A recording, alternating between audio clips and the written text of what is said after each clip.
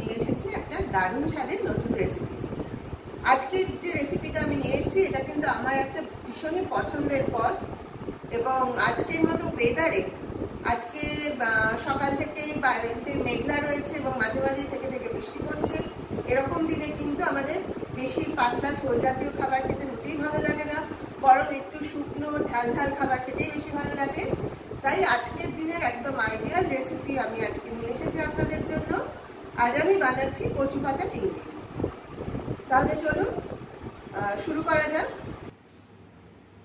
আমি গ্যাসে একটা কড়াই বসিয়ে দিয়েছি, কড়াইতে জল দিয়েছি গরম হতে। এবার এখানে দেখুন আমি কিছু কচু পাতা নিয়েছি এবং কচু পাতাগুলো ভালোভাবে ধুয়ে এরকম ছোট করে কেটে নিয়েছি। এবার আমি এই কচু পাতাগুলো কড়াইয়ে গরম জলের মধ্যে দিয়ে 5 থেকে 7 মিনিট সময় ভাপিয়ে নেব। আস্তে আস্তে পাতাগুলো আমি কড়াইয়ের মধ্যে দিয়ে দিচ্ছি।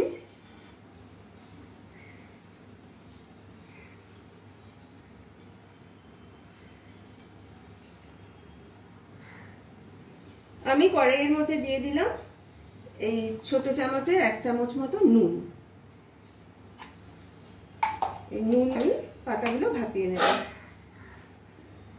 একবার ভালো করে সব পাতাগুলো ভালো করে জলের মধ্যে ডুবিয়ে দিচ্ছি। এবার একটা ঢাকা দিয়ে রাখলাম, আর আঁচটা কিন্তু আমি লো টু মিডিয়াম রেখেছি। এই অবস্থায় 5 থেকে 7 মিনিট পাতাগুলো ভাপিয়ে নেব। যতক্ষণ কচু পাতাগুলো ভাপানো হচ্ছে তার মধ্যে আমি একটা মশলা তৈরি করে নেব। আমি একটা মিক্সিং জার নিয়ে নিয়েছি, তার মধ্যে দিয়ে দিচ্ছি বড় চামচের 1 চামচ সাদা সর্ষে, দিয়ে দিচ্ছি 1 চামচ মতো কালো সর্ষে, এবার দিয়ে দিচ্ছি 1 চামচ পোস্ত। প্রথমে সর্ষে আর পোস্তটা আমি শুকনো গুঁড়ো করে নেব, তারপর আমি আরও কিছু উপকরণ এর মধ্যে যোগ করব। সর্ষে পোস্তটা আমি প্রথমে শুকনো গুঁড়ো করে নিয়েছি। এবার আমি এর মধ্যে দিয়ে দিচ্ছি কুড়িয়ে রাখা নারকেল।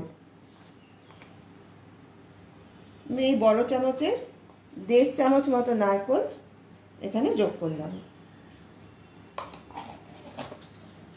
এবার দিয়ে দিচ্ছি বড় চামচের 1 চামচ টক দই। এর সঙ্গে দেব 5টা কাঁচা লঙ্কা। লঙ্কাগুলো এভাবে হাত দিয়ে ভেঙে ভেঙে দিয়ে দিলাম। এবার আমি সামান্য জল দিয়ে এই পুরো মশলাগুলোর একটা স্মুথ পেস্ট বানিয়ে নেব মিক্সিতে। 5 মিনিট সময় পেরিয়ে গেছে, আমি এবার গ্যাসটা অফ করে দিলাম। এবার কড়াইয়ের ঢাকাটা সরিয়ে দিচ্ছি। আমাদের পাতাগুলো কিন্তু ভাপানো হয়ে গেছে। আমি এখানে একটা বড় ছাঁকনি নিয়ে নিয়েছি আর একটা ঝাঁঝরি হাতা নিয়েছি। এবার এই হাতা দিয়ে আমি পাতাগুলো এই ছাঁকনির মধ্যে তুলে ভালোভাবে জলটা চেপে বের করে দেব।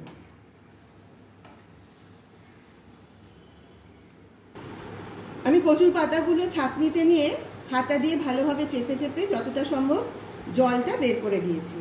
এবার আমি পাতাগুলো একটা প্লেটের মধ্যে নিয়ে নিলাম।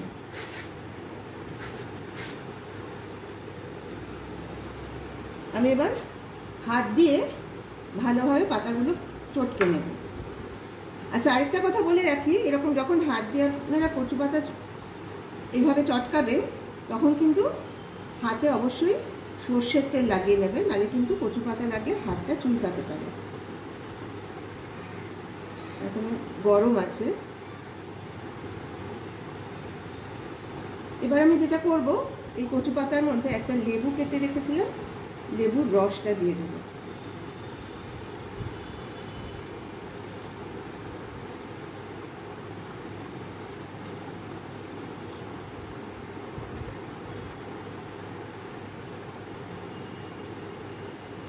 লেবুর রসটা দিয়ে আমি খুব ভালোভাবে হাত দিয়ে এগুলো মেখে দিচ্ছি।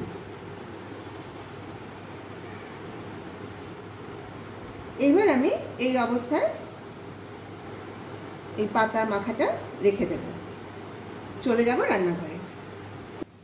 আমি আবার গ্যাস জ্বেলে কড়াই বসিয়ে দিয়েছি। কড়াইতে দিয়ে দিয়েছি বড় চামচের 2 চামচ মতো সর্ষের তেল। তেলটা অলরেডি গরম হয়ে গেছে। এবার আমি আঁচটা একটু কমিয়ে নিলাম। এবার তেলের মধ্যে ছেড়ে দেব আগে থেকে ভালোভাবে বেছে ধুয়ে পরিষ্কার করে নুন হলুদ মাখিয়ে রাখা চিংড়ি মাছ।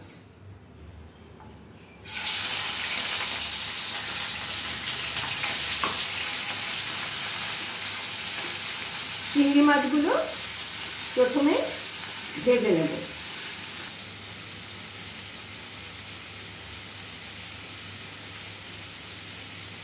আমার কিন্তু চিংড়িগুলো ভাজা হয়ে গেছে। এর থেকে বেশি ভাজলে কিন্তু চিংড়িটা শক্ত হয়ে যাবে। এবার আমি কড়াইতে দিয়ে দিচ্ছি মিক্সিতে বেটে রাখা মশলাটা।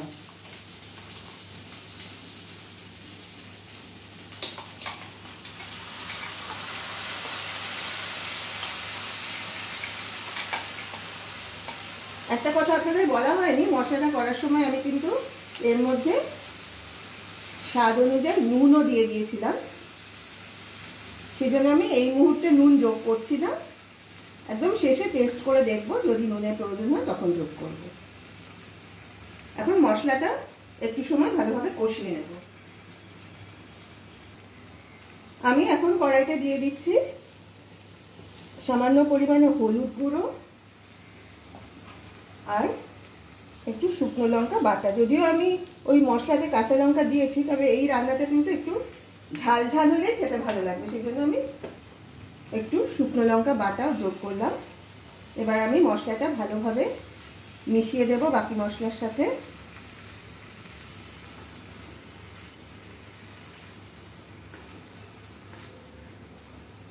এবার আমি মিক্সির বাটিটা ধুয়ে সামান্য জল কড়াইতে দিয়ে দিলাম।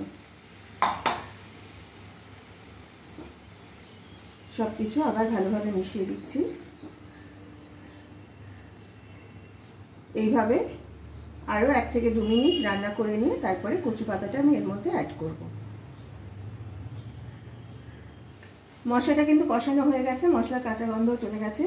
এবার আমি কড়াইতে দিয়ে দিলাম ভাপিয়ে রাখা কচু পাতাটা। এবার আমি এই কচু পাতাটা চিংড়ি আর মশলার সাথে খুব ভালোভাবে মিশিয়ে নেড়ে দেব।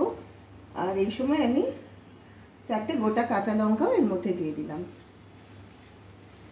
ভালোভাবে কচু পাতাটা বাকি উপকরণের সাথে মিশিয়ে নিতে হবে।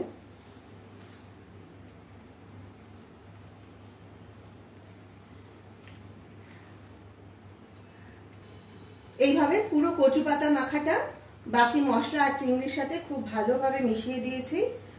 এই অবস্থায় কিন্তু কম আছে এই পুরো উপকরণের মধ্যে যতটা জলীয় ভাব এখনো রয়েছে সেটা যতটা সম্ভব টানিয়ে নিতে হবে। এটা যতটা শুকনো করা হবে তত কিন্তু খেতে বেশি ভালো হবে। আমি একটা জিনিস আগে দিতে ভুলে গেছিলাম, তাই এখন দিয়ে দিচ্ছি। আমি এর পুরো স্বাদটাকে ব্যালেন্স করার জন্য দিয়ে দিচ্ছি 1 চামচ, খুব ছোট চামচের 1 চামচ গুড়ের পাউডার। এটা ভালোভাবে মিশিয়ে দেব।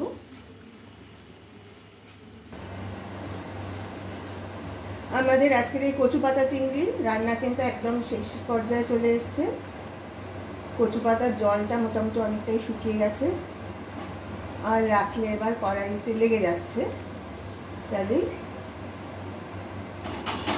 এবার আমি গ্যাসটা অফ করে দেব। তার আগে আর একটা জিনিস এখানে যোগ করব, এই যে 1 চামচ কাঁচা সর্ষের তেল আমি ওপর দিয়ে ছড়িয়ে দিলাম। এবার কিন্তু আমি গ্যাসের ফ্লেমটা অফ করে দেব। তাহলে কিন্তু আমার আজকে রান্নাটা পুরো রেডি হয়ে গেল। সর্ষের তেলটা পুরোটার সাথে মাখিয়ে দেব, তারপরে কিন্তু এই কচু পাতা চিংড়ি আমি সার্ভ করে দিতে পারবো। তাহলে দেখুন চলে এসেছে আমার দারুণ পছন্দের একটা পদ, আমাদের আজকের রেসিপি কচু পাতা চিংড়ি। এটা কিন্তু এতই অসাধারণ খেতে, এটা কিন্তু একদম এক পদেই বাজিমাত করতে পারে। বিশেষ করে আজকের মতো এরকম একটা বর্ষামুখর দিনে এইরকম একটা ঝাল ঝাল আর অসাধারণ টেস্টের একটা পদ যদি থাকে, তাহলে কিন্তু 1 থালা ভাত এর দিয়েই শেষ হয়ে যাবে। আপনারা যারা যারা ভিডিওটা দেখলেন তাদের সবাইকে অনুরোধ করছি, আপনারা প্লিজ জানাবেন যে এই রান্নাটা আপনাদের কেমন লাগলো। আর আপনারা অবশ্যই এই রান্নাটা বাড়িতে ট্রাই করবেন এবং খেয়ে কেমন লাগলো সেটাও কিন্তু আমাদের কমেন্ট করে জানাবেন। যারা যারা তিন দিদির হেসেল ইউটিউব চ্যানেল থেকে এই ভিডিওটা দেখছেন তাদের অনুরোধ করছি আপনারা প্লিজ আমাদের চ্যানেলটাকে সাবস্ক্রাইব করুন এবং পাশের বেল আইকনটা প্রেস করে আমাদের পাশে থাকুন। আর অবশ্যই লাইক, কমেন্ট আর শেয়ার করে আমাদের উৎসাহিত করুন আরও নতুন নতুন রেসিপি আপনাদের জন্য যাতে আমরা নিয়ে আসতে পারি। আর যারা ফেসবুক পেজ থেকে দেখছেন তিন দিদির ফেসবুক পেজটাকে তাদেরকে ফলো করতে অনুরোধ করছি এবং অবশ্যই লাইক, কমেন্ট আর শেয়ার করে আমাদের পাশে থাকবেন। আজ তাহলে এই পর্যন্তই, আবার খুব শীঘ্রই আপনাদের সঙ্গে দেখা হবে একটা নতুন ভিডিও নিয়ে। সবাই ভালো থাকবেন, নমস্কার।